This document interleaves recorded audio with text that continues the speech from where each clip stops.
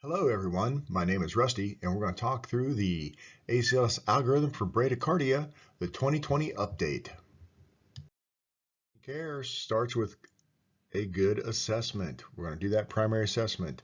General impression, level of consciousness, threats to life, A, B, C, look at these, and then expose what you need to for your exam. You're going to go down and look at the neck, looking for that JVD or tracheal deviation. You're going to listen to 6 lung sounds and 3 heart tones. And then you're going to make sure they have pulses, they can wiggle, and they can feel you touching on their hands and feet. And then you're going to squeeze those ankles to check for pedal edema. Most bradycardic issues occur with less than 50 beats a minute. Even though they're bradycardic under 60, most problems are less than 50. With that assess and do, we assess. Now it's time to do that initial ALS care of IV, O2 if they need it, so get that pulse ox and get that 4 lead. If it's a cardiac issue, of course, we're going to get that 12 lead for the most important picture of their heart. With our assessment, we're going to determine if they are stable or unstable. And we do that by looking for those serious signs and symptoms. Those serious signs and symptoms are altered mental status, acute heart failure, JVD, chest pain, hypotension, and signs and symptoms of shock. You're going to look from head to toe to see if they are pale, cool, and diaphoretic. If they are diaphoretic, they are fixing to die, and they're sweating bullets because that's their outward sign of their body saying, please help me. If they have just one serious sign and symptom, they are unstable. With our bradycardic patients, if they are stable, meaning they do not have any serious signs and symptoms, we're going to monitor and observe them, take them to further care. So if they are stable and they're bradycardic, when I was a fit young man, I used to have a heart rate less than 60. So I was bradycardic, but I was stable.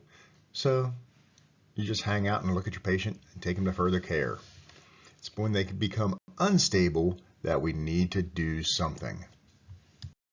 If they have one of those serious signs and symptoms, altered mental status, acute heart failure, JVD, chest pain, hypotension, signs and symptoms of shock, then they are unstable. And they are all serious, so they only need one sign and symptom to make them unstable. And if they're unstable and they're bradycardic, then we need to start treating them. The memory jogger for the bradycardic algorithm is always pace dangerous events. Remember, if they're bradycardic, always pace dangerous events. And that stands for Atropine, Transcutaneous Pacing, Dopamine, and Epi. And we'll take a look at these treatments individually. Atropine is our first choice in the bradycardic algorithm.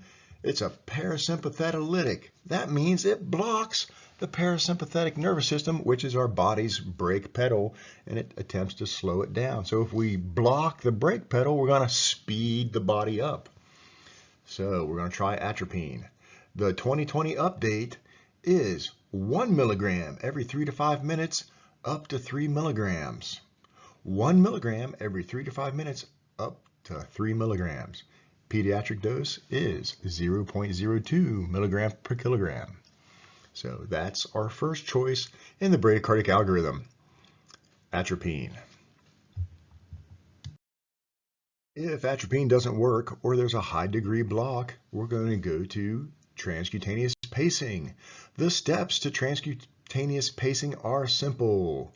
Pacer rate, current capture. We're going to turn that pacer on. We're going to set our rate. We're going to increase our current until we have capture. So those steps again are pacer rate, current capture, pacer rate, current capture, pacer rate, current capture, pacer rate, current capture.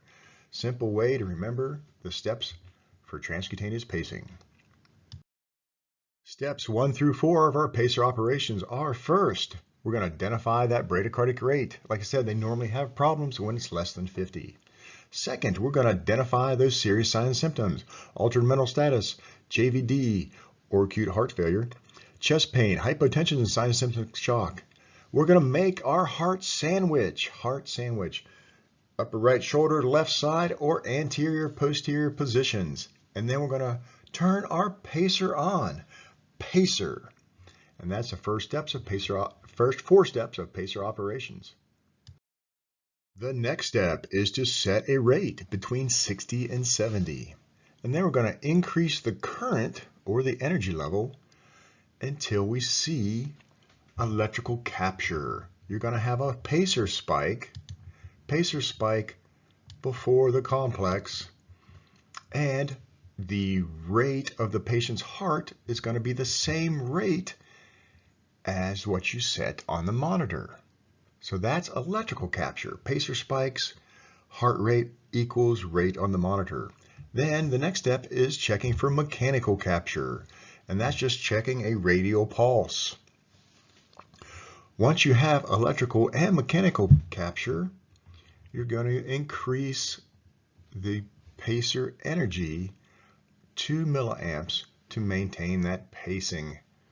So if the patient starts to decrease, increase that energy level just a little bit throughout your transport. Remember, the steps of pacing are pacer rate, current capture. If atropine and pacing don't work, we're going to go to dopamine. Remember, dopamine affects those alpha and beta properties, and we can remember those properties by the key word cardio: contractility, automaticity, rate, bronchodilation. If I work hard, I'm going to get more irritable and require more oxygen demand. So remember the key word cardio. Our dosage range for dopamine is 5 to 20 micrograms per kilogram per minute. So make sure you talk in that full sentence for your dopamine. 5 to 20 micrograms per kilogram per minute. Your dopamine calculation, it's a weight-based drug, so we need to be able to convert pounds to kilos, and we do that by dividing those pounds by 2.2 to give us our kilograms. And then we have to choose our dose. Our beta properties are affected at the range of 5 to 10 micrograms per kilogram per minute. So those alpha properties are affected in the 10 to 20 micrograms per kilogram per minute range.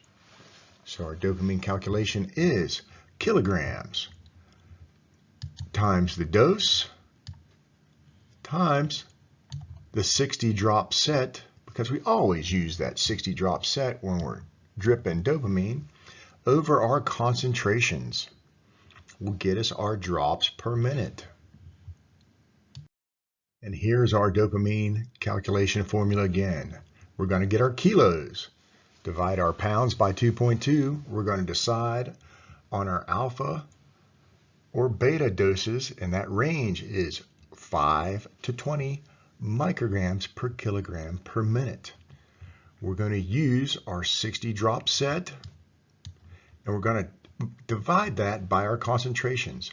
Our normal concentrations for dopamine are 1600 micrograms per milliliter or 800 micrograms per milliliter. And those will get our drops per minute. All right, last but not least, if atropine, pacing, and dopamine don't work, we're going to think about an epi drip. Remember that epinephrine is a sympathomimetic drug. Sympathomimetic. Mimetics work hard to save people's lives. So a sympathomimetic makes your heart work harder. It affects those alpha and beta properties, and you can remember those by that keyword cardio. Remember inotropic, chronotropic, and dromotropic properties. That inotropic is that contractility. I know, squeeze my heart. Yeah, I know, squeeze my heart. Inotropic, contractility. Chronotropic goes with rate. Those chronographs are what you, or stopwatches, are what you assess the rate of something with. Chronotropic is rate. And then dromotropic is that electrical activity in the heart.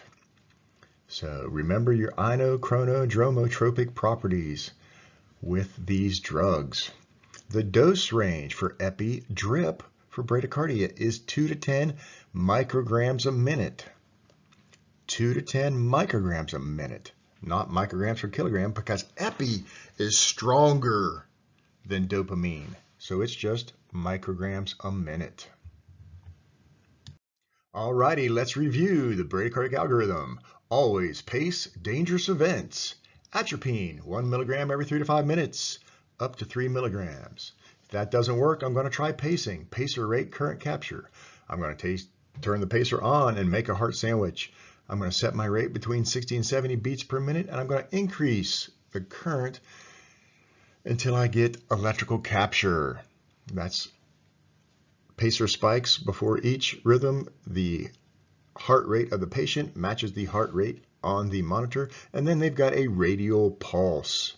So they've got electrical and mechanical capture, and then we're going to increase that current 2 milliamps above capture to keep them there. If that doesn't work, we're going to use dopamine. Remember, the dopamine range is 5 to 20 micrograms per kilogram per minute. Our beta properties are 5 to 10, and our alpha properties are 10 to 20. If that doesn't work, we're going to do our epi drip of 2 to 10 micrograms a minute. And that's the review of the bradycardic algorithm.